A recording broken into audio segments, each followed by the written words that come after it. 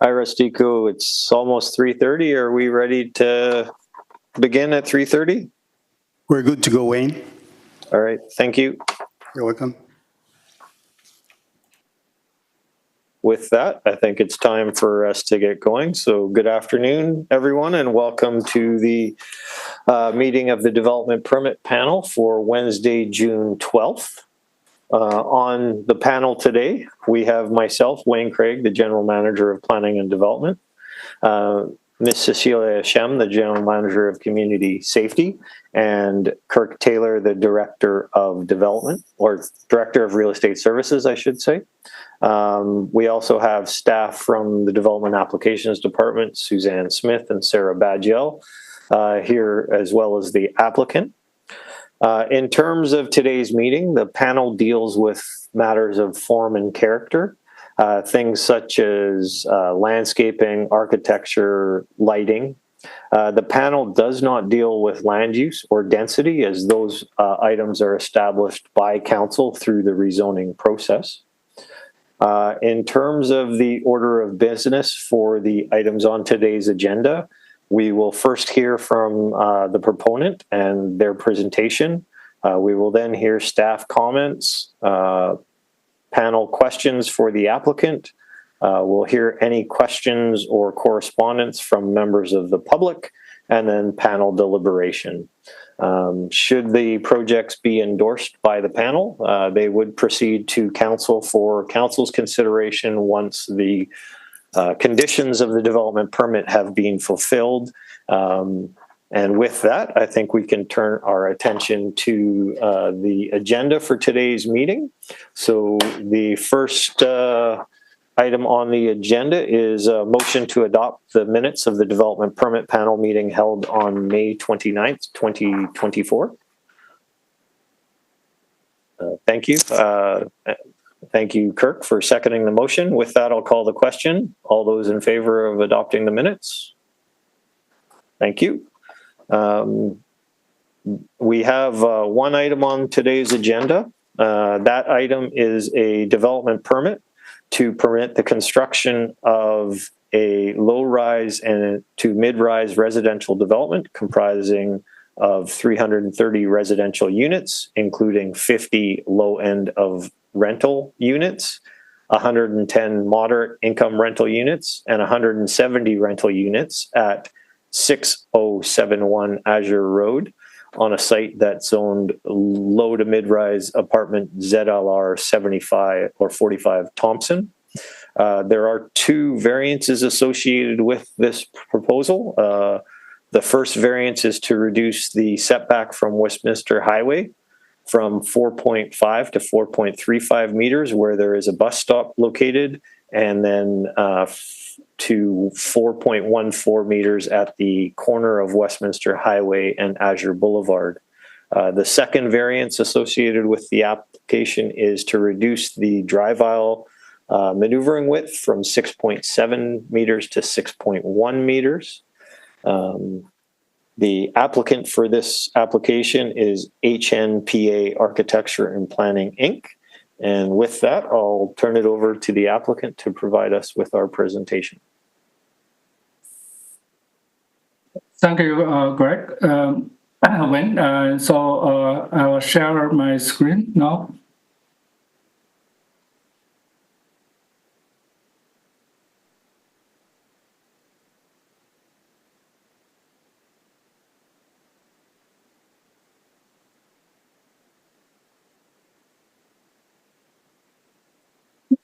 The project we present today is located in the corner of Westminster Highway and Azure Boulevard. The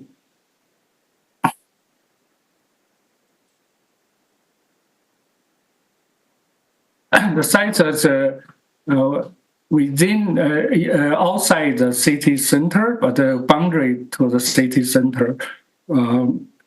It's public, sorry.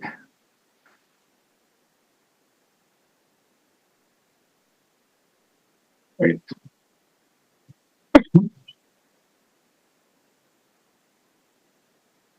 The current the site is right adjacent to the city's the city designated city center area, very close to the parks, hospital, and the recreation facility. This location is in the transition area between the commercial and the higher density development and the single family development.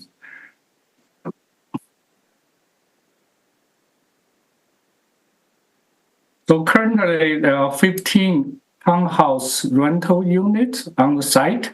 Most of the building is over 50 years old. Very much you need to renew.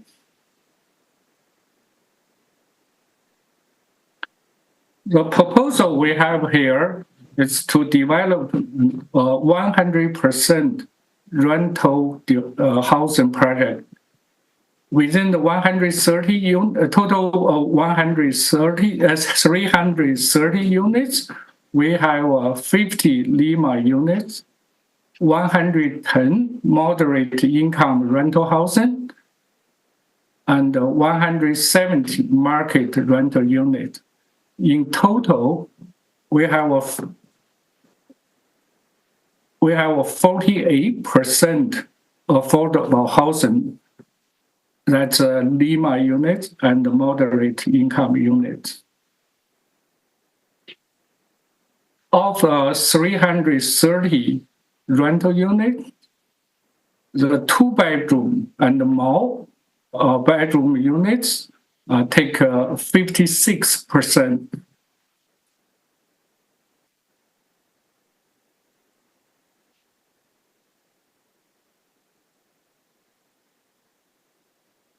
We propose 3 buildings on the site on top of 1-level parking structure. 2 buildings are 4-story high that are adjacent to neighboring single-family community. And 1 building have a partial 4-story in the center and the 6-story at the corner of Westminster Highway and the other boulevard. Where you can see that we have a 6-story at the corner of the intersection and remaining part of 4-story.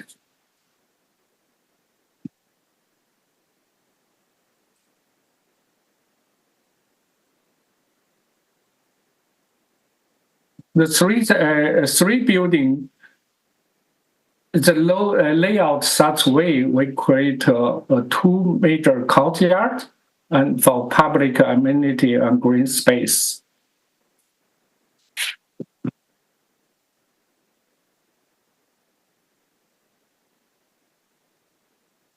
This image from this rendering, you can see the 4-story building. It's adjacent to a low density area, and the 6-story building, it's facing a major street.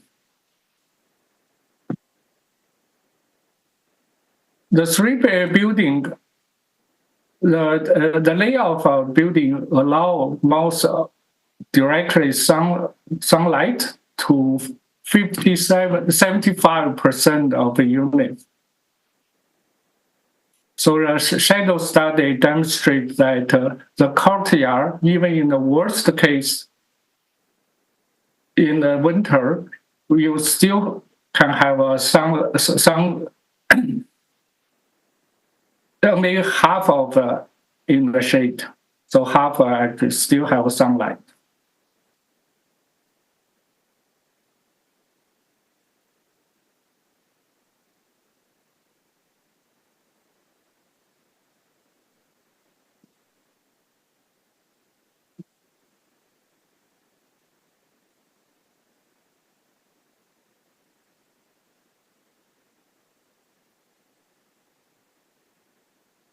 The 3 building is all located above a parking structure, which is on the ground level. Then top of a parking structure, we have 2 courtyards which can be it divides to different functions. For example, the children's playground and some urban agriculture and green lawn and yoga deck, sitting area. So it creates a more diversified space for each different activities. The landscape architect will give a detailed presentation on the landscape design for the courtyard. In the meanwhile, on the top of four-story high wing on the building B, we have a roof deck area designated for urban agriculture.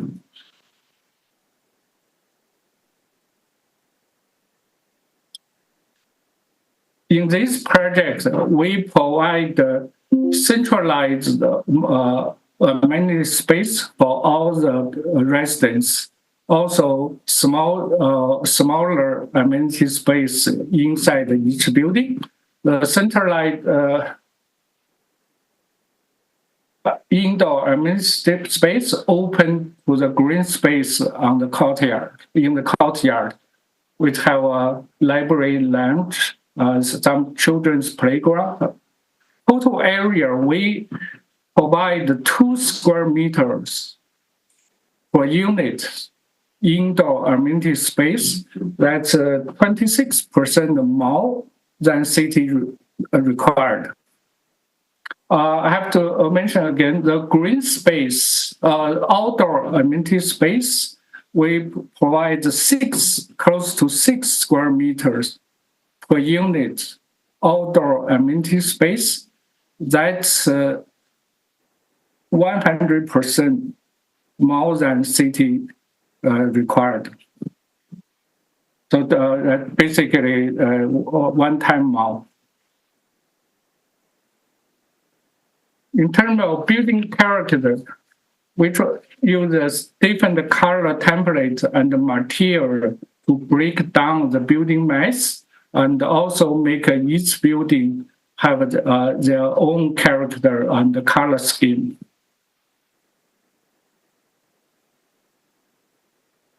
So the image, because it's overlaid to 3 different buildings, that looks a little messy. But actually, so each building, because the building is relatively long, we use different material and color to break down the long facade to reduce the impact to a street.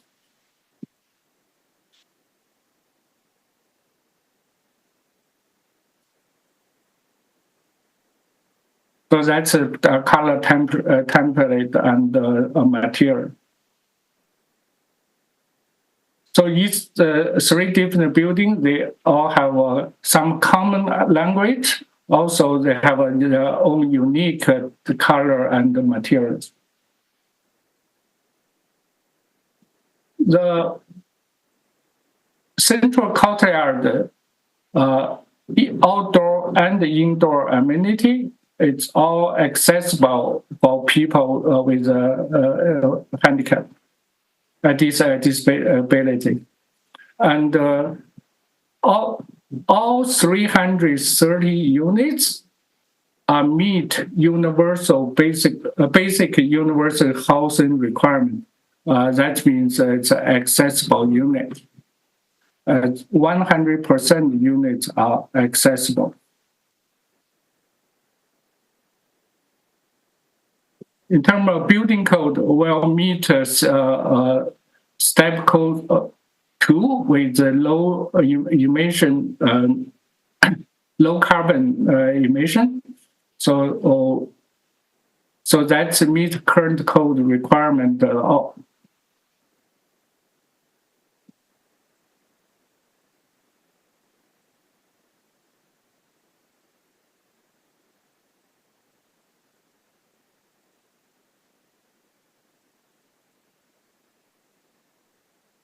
Before Sorry, I don't have a parking drawing, but I'd like to mention that the whole project, we provide the 275 car parking space plus 660 basic parking space. Within the parking lot, we also have shared car parking space, so it can be shared by the residents.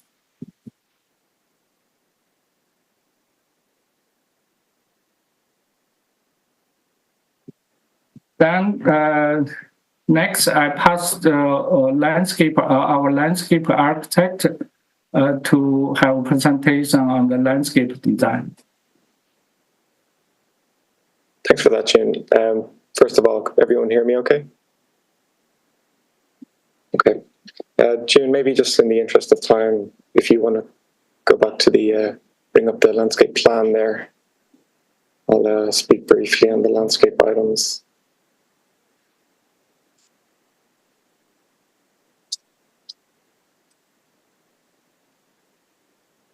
So June mentioned already the idea of splitting the residence space into two primary courtyards. So generally, we're looking at more passive use on the eastern side, and then more active on the western side. So that's where you'll find the kids' play areas, social activity, entertainment areas, games, that kind of thing. We've been back and forth with the city. We've responded to some comments in relation to urban ag, and this is you'll see that the culmination of that is relocating the urban ag into that northern section of that zone. So we're trying to maximize our daylight potential in there. Exactly, just there. So you'll find private patio uses there, access into the courtyard from the private patios. If we look over at the eastern section, the more passive section, we've raised up a lawn area essentially with stepped and ramped access up to it. We're trying to introduce flush landscaping to create a kind of a raised but enclosed garden area in there. So it's much more of a relaxed, passive, more reflective space in there. We anticipate it being quieter, like, a more quiet, reflective space. To the three streetscapes around our Azure Boulevard, Azure Road, Westminster Highway, we've addressed the level change up to our patios with a combination of retaining walls and sloped landscape. So just the nature of our project means we have lots of green space, lots of stepping and introducing landscape buffers. So we have quite significant landscape buffers to those three sides. And on the fourth side, on that western side, we have our retained grove of trees along that western edge. On the level 5 amenity terrace, so that's building D. So we've previously we had more of a mixed use programming up here. We've revised that to have single use urban ag, but also introducing areas for people to gather. So even if it is urban ag, sort of divided into various pockets, there are still, opportunities for social gathering and for events to take place up here as well. So previously we had struggled with trying to incorporate our urban ag into the project. We had a certain threshold we wanted to meet, over 600 square meters. So by converting level 5, we've been able to achieve that in combination with the pockets of urban ag that we've introduced on the ground level as well.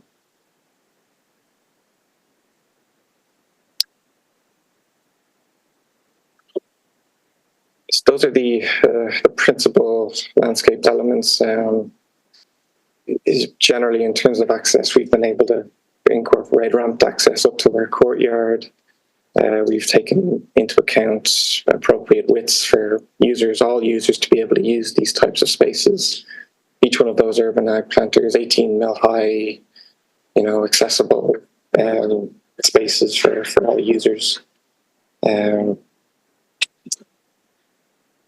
yeah, but generally we're dealing with lots of green space, lots of planted areas, and we've been able to maximize lots of tree gain in here. We've tried to keep deciduous trees to the courtyard area over podium just to try and maximize daylight potential. And you'll find that's the peripheral areas on grade. We've been concentrating more on native coniferous planting. You'll also find at various parts of the streetscape we've introduced breakout spaces for public use. So you'll find it there at the corner of Azure Boulevard and Azure Road.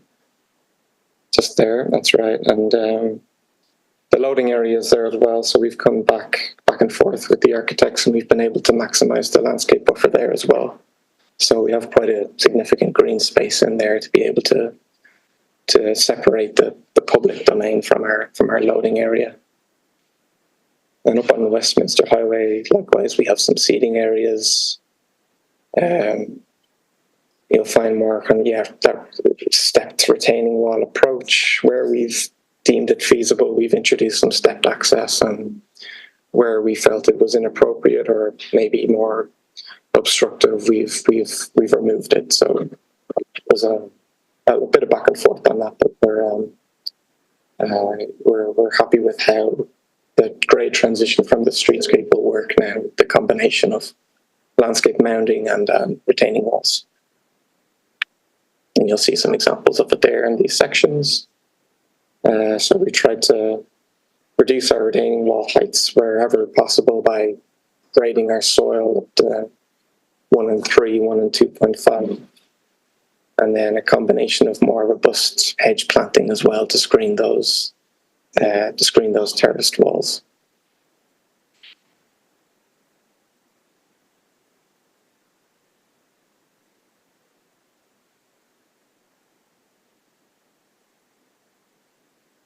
These are some of the examples of the internal courtyard. So we have a step in the slab at a certain point when we reach our two primary spaces. So the primary programming use is actually raised up a little bit from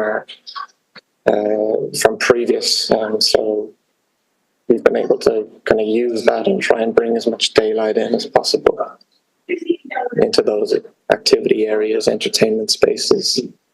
You'll see the idea of the raised lawn space as well at the lower section. So, the users on the lawn will have a sense of, flush landscape planters, enclosed planting, and protection from the surrounding units. And some examples of our kids' play equipment. We've expanded the kids' play area, and we've introduced a greater range of elements that cater for different age groups.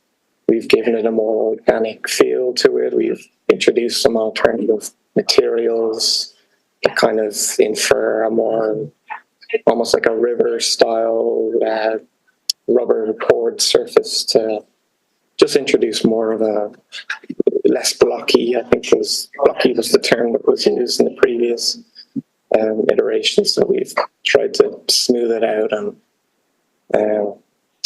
introduce a greater variety of elements in there. And just as a reference here, I've just included our planting lists and some of our materials and some of our entertainment elements, that kind of thing.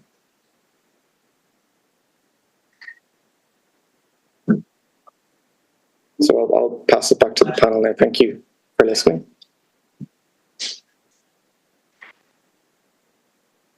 Jun, does that conclude your presentation? Yes. All right, thank you for that. Ms. Smith, Ms. Badiel, any staff comments?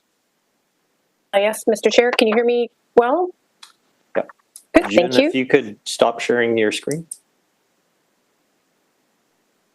Thank you. There is a service agreement associated with this application for the design and construction of roadworks, traffic calming, and utility upgrades. This involves some road dedication for road widening along Westminster Highway to accommodate bicycle, pedestrian and bus pad improvements, and the improvements are required on all 3 road frontages of the development. The parking complies with the zoning bylaw. It includes additional transportation demand management elements, which include provision of designated parking spaces for car share vehicles, transit pass program for residents, additional bicycle parking, electric plug-ins for electric bikes, bike maintenance facilities, and shared space for electric bike and scooter storage. The site is impacted by aircraft noise, and there is an aircraft noise covenant required with the development. It has been designed to meet the aircraft noise interior sound levels and thermal comfort during summer to enable windows and doors to be closed at times. The proposed development is designed to meet Energy Step Code 3 with a privately owned low-carbon energy system and the ability to connect to a domestic hot water district energy utility when one becomes available in the area. A rooftop urban agricultural area is provided for the shared use of all residents on all buildings located on the 5th floor of the northeastern building. And a large number of trees were protected along the west property line, providing a buffer to the single-family lots to the west. The applicant was required to plant 90 replacement trees for the loss of some trees on the site, but is actually proposing to plant 154. That concludes those notes. Thank you, Suzanne. If I may, in terms of the Transit Pass program, are all of the units provided with access to transit passes? You're muted. Apologies through the chair. Yes, that's correct for all residents. And is that a 1-year or a 2-year program? Ms. Badgel, do you recall? Through the chair, it's 1 year of 2 zone passes. Any questions from the panel? Cecilia Kirk? Yes, if I may jump in, Mr. Chair.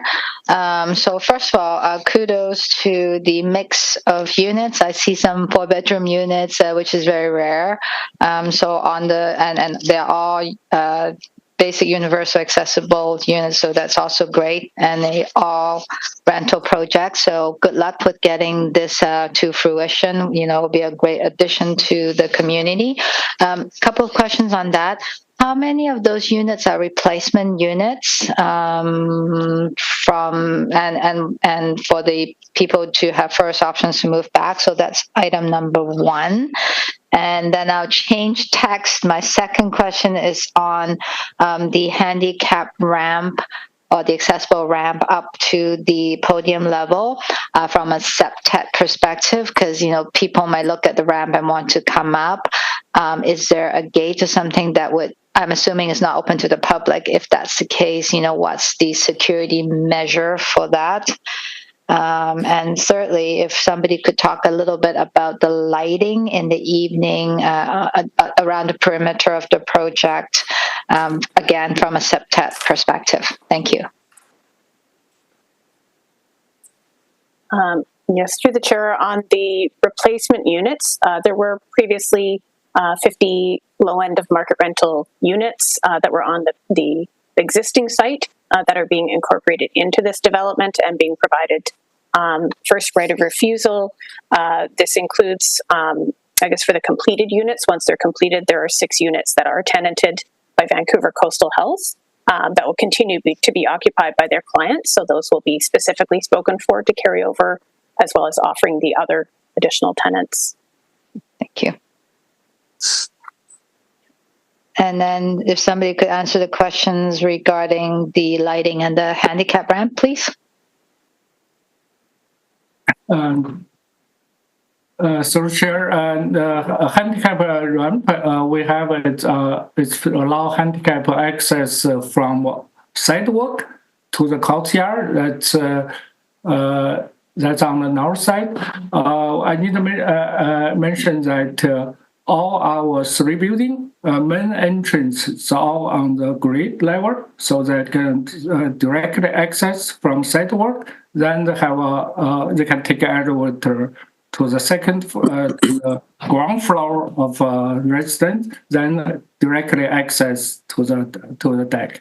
So that's another way for people with handicap to access the courtyard. In terms of courtyard control, right now, I believe and we are required to allow public to access. Sarah, can you correct me that? Through the chair to Ms. Asham, the courtyard is for private use. There is no public access secured for the courtyard level. The elevation change, the ramp and the stairs provided to Westminster Highway are the markers, if you like, the delineation of the public realm transition to the semi-private realm. And there is, the design relies on the grade change to indicate that change to the public, and there is currently no fencing or gate that's proposed at the top or bottom of the stairs and ramp. I can add that currently we don't have a control, like a locked gate for the courtyard. We since it's we have 3 meters above the sidewalk, I would believe that can discourage people access. Of course, that's the management. We have currently the owner will provide 24 hours on-site manager. So that's provide one level of security. So for the lighting, I'd like to ask James to add. Thanks, June. So in the exterior, we're relying on the elevation lighting in combination with step lighting and some address pier lighting on the streetscape itself. Internally, because we're introducing a lot of trees, planters, we're relying on recessed wall lighting. Where we have flushed conditions, we're introducing bollard lighting. So a combination of those two, primarily the activity and / entertainment areas, also introduce catenary or hanging style lighting. Okay, thank you. And maybe I can just suggest I don't want it to be so hardened that people feel unwelcome, but perhaps a little bit of signage around the perimeter saying private property might be helpful to delineate the semi-private, actually private spaces from the public. Thank you. Through the chair, I've got a question or two. Thank you for the presentation, very interesting, and I concur with my fellow panel member that I think 46% of the units are between 2 and 4 bedrooms, like family friendly, which is great. I do believe there's an on-site low carbon energy plant located on this property, and I guess I just have a question around the rooftop units. I think Ms. Smith mentioned it, but just if somebody can explain or show me on a plan what that looks like or where it's located and how it's screened, that would be great. Thank you. Yes, thank you. Through the chair, perhaps the applicant, perhaps June, could speak to the plans for the low carbon energy plant and the location. We can also address any screening if we need to once you've identified that. Okay, I can share the screen.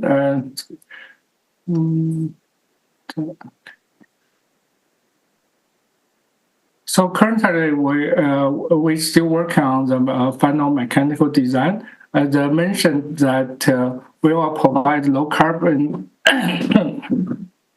system, but most of our unit will be within the parking lot. So we have a 3-meter mechanical room within the podium, under the podium level. And in terms of rooftop unit, current design, we only have a limited rooftop unit for corridor ventilation only. So we don't have a major low carbon plants on top of the roof. So current proposal we have is to have individual heat pump for each unit. We don't need larger plants on top of roof.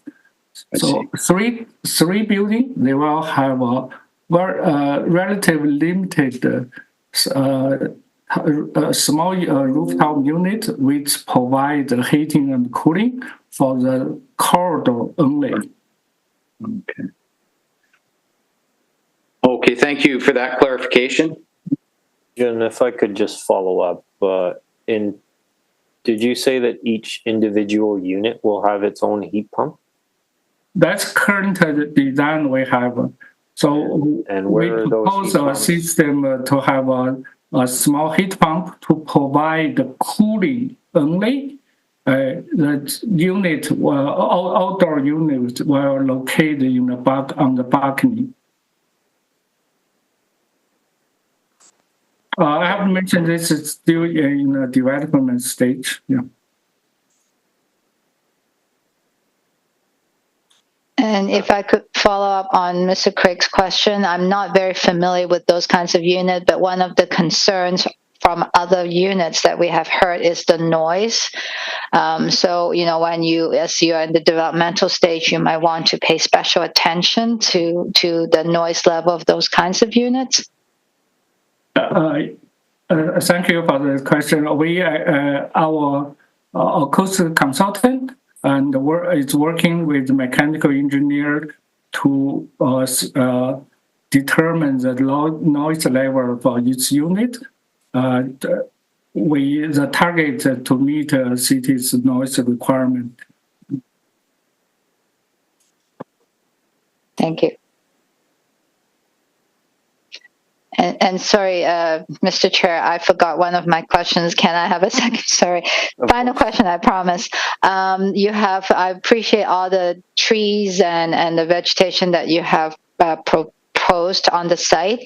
And can you talk a little bit about, is there irrigation plan to ensure that they survive, and particularly along the western edge, because you are retaining a number of trees, and what measures have been taken to ensure the survivability of those trees? Yes, so all landscape zones will be irrigated. That's internal courtyards and our terraced landscape areas to the streetscapes. The retained trees area will be working in conjunction with the arborists to ensure that appropriate measures are taken during construction, that setback distances are taken into account. Those areas won't be irrigated. They'll be left untouched as much as possible. But yeah, we'll be working in conjunction with the arborist to ensure their survival. Thank you. And then a follow-up question on that to staff then. Usually for landscape that's being retained, there is additional letter of credit to make sure that they survive post-construction. Is this the same case here? Yes, through the chair to Ms. Ashamp, that is correct. Thank you. No further questions. Thank you. I do have a few questions for the applicant team. So again, I'll echo the comments of my panel members in terms of it's wonderful to see 100% rental housing project with the type of unit mix and varying levels of affordability that this project is providing. In terms of the project itself and some of the design constraints that we've discussed, most specifically the grading. There are 3 specific locations along the ground floor that I'd appreciate some additional details on in terms of the walls facing property lines. So along Azure Boulevard, the loading area, and the bicycle parking area. Could you please speak to how those walls are treated, screened with landscaping, etc.?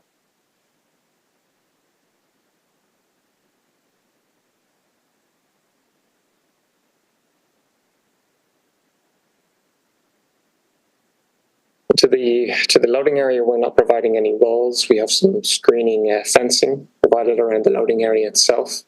And then we have a flush landscape condition to the south of that separates it from the public parkette area. To the bicycle parking areas, we're dealing with higher walls there, so they come under an engineering scope. But I think perhaps I'll pass to June on the treatment of the walls themselves. But the landscape walls will be poured in place concrete, but by and large we've designed it in a way that they'll be screened quite easily using planting, robust planting. We've been able to keep the first wall, the lower street facing wall, at 600 mil height, and then sloping our landscape up from there. But perhaps June can speak to the bicycle parking areas specifically. We have when we design the basic parking area, it's a dilemma here. So first, we like the parking areas were visible from street or easy to access. So the background of this is against the stairs. So it's a transition from the lower sidewalk area go up the deck. I understand that this only solid concrete wall is facing driveway parking entrance, this part. Since we do need to keep a pathway, exit pathway, beside the gate. So this part we may right now it's about 9-foot concrete wall plus glass railing on top. I think that's first it's not facing the street. We don't have a space for landscape along that wall. If we need more dress up there, we probably can change the material or color of that wall. It's a little bit challenge to do to lower down the impact. But I would say it's pretty limited. Concrete wall compared with the whole all the stepped landscape or everything. So that's entrance of parking. And So right now we run out of space for green space to screen that wall. And the east-facing wall adjacent to the loading area, Yeah. Is that the same treatment? That's a cast-in-place concrete wall currently with no landscaping? Yeah, this part it's a loading gate for the garage space garage area. So it's not a complete bare wall. So that's an overhead door for access to Yes. garbage and loading? Yes. And there is a bicycle storage area further to the north along this elevation. Is that a cast-in-place wall? This section, Further north. further north. This one, it's a staircase. Further north. Further north. Hey, Closer You to mean here? closer to Westminster Highway.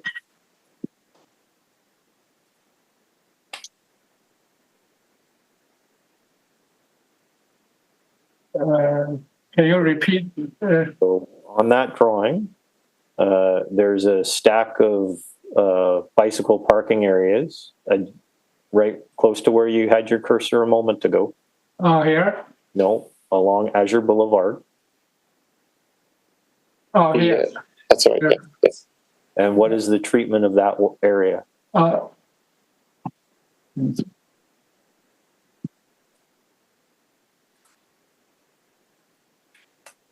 The landscape treatment in that area, we have flush planters, so we're not having a stepped terracing condition there. We've been able to keep our planters into grade at that point and incorporate our bicycle parking around planted configuration. Okay. Just there, that's right. Yeah.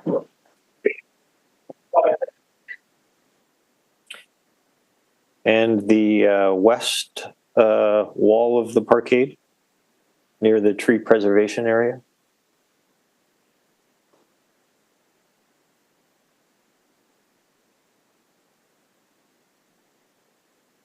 So the tree here is not represent the real conditions. It's put a very dense existing tree along this area. So we have we create some opening with the louver along the concrete wall. So these areas basically not visible from neighbor side. It's a very dense vegetation. Great. I appreciate the work that's done. Should this proceed through today, I would like some further investigation done with respect to that west-facing wall and the bicycle parking area along Azure Boulevard to see what can be done to add some interest, as well as to potentially discourage any sort of tagging of that area if it is a smooth cast in place concrete. Mm-hmm. In terms of the urban agricultural areas, are all of those areas equipped with tool storage spaces? Yes, that's correct. So we've indicated some storage areas, and we've tried to compartmentalize each space into subspaces. You'll find that on level 5. So yes, there are multiple areas for storage, as well as potting benches, compost storage, that kind of thing as well. Thank you. Now, lastly, I do understand we have a member of the public present in the council chambers. I'd just like somebody to provide some details as to the anticipated development timeframe for this project, and also perhaps Sarah, if you could outline what the specific requirements of any tenant relocation plan are associated with this development.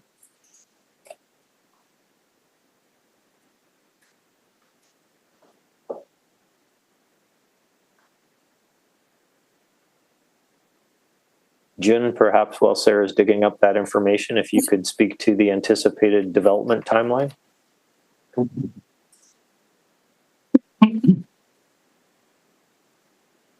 So current development timelines, after we receive a development permit, we already applied for building permit to the city. We hope we can get our building permit before DCC increase. As required by the city, only after we received building permit, we are allowed to start the tenants relocation program. So in the tenancy relocation plan, we are required to give 4 months notice to current tenants. So after 4 months, we planned another 3 months to do a hazmat remove, because it's a pretty old building with full of hazmat material. So we start a hazmat remove, then demolition.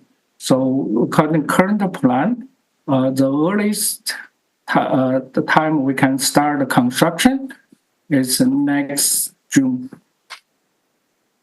Okay, thank you for that. We try to developer try to start the construction earlier. We study the possibility to avoid site payload by use a piling footing for this structure. That will cut our site preparation time by about 6 months. Thank you. Mr. Chair, through the rezoning, a tenant relocation plan was secured. The applicant has committed to providing tenants with the minimum requirement of 4 months notice to end the tenancy. And as June had mentioned, that's after city approvals are in place. The tenants are offered, existing tenants of the existing rental units are offered the option of renting one of the replacement lemur units. As Ms. Smith had indicated, 6 of these units will be offered to Vancouver Coastal Health to continue to place their clients in those units. Thank you. Tenants who, there's a little bit more, sorry, I'm just a little bit slow. Tenants who've resided in the existing development longer than 1 year are offered the choice of 4 months free rent or lump sum equivalent. And that does exceed the OCP requirement for 3 months. There is an acknowledgement that some of the tenants may require additional assistance throughout the relocation process and a commitment from the owner to work with all tenants and their representatives in striving to meet tenant relocation needs. Thank you. Rustico, is there any members of the public or any public correspondence? Yes, Mr. Chair, we did receive one piece of correspondence for this item.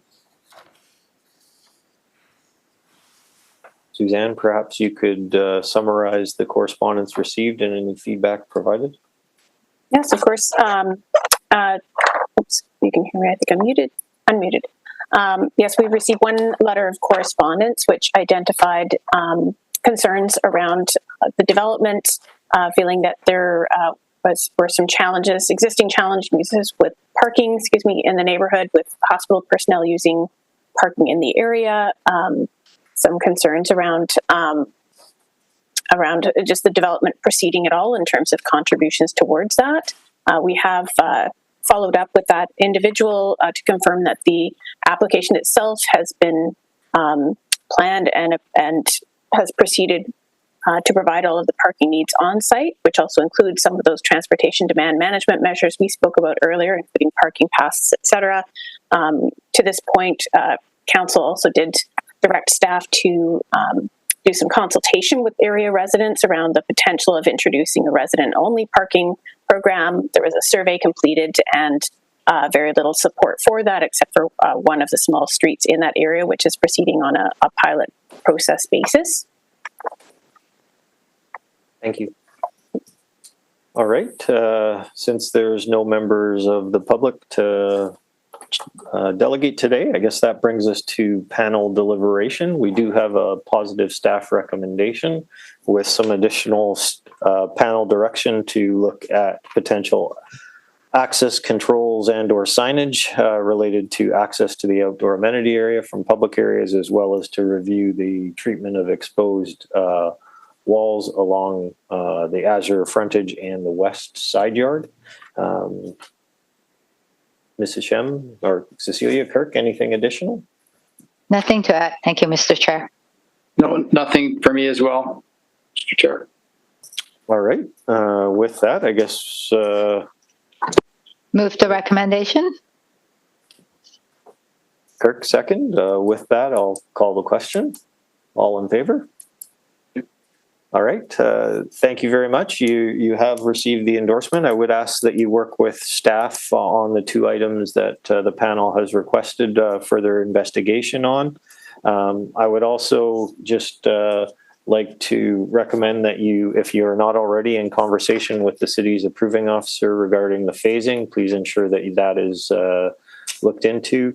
And again, do appreciate the very positive aspects associated with this proposal in terms of the unit mix and housing tenure. And I look forward to increasing the supply of rental housing in the city. Suzanne, any new business? Through the chair, no new business. I will note for the upcoming, the next meeting on the schedule is June 26th. There are no items currently scheduled, so we'd recommend that would be canceled should you wish. All right. May I have a motion to cancel the meeting on June 26th? Thank you. Moved and seconded. I'll call the question. That meeting is canceled. Thank you very much. Motion to adjourn. Thank you. Bye, everybody. Thanks.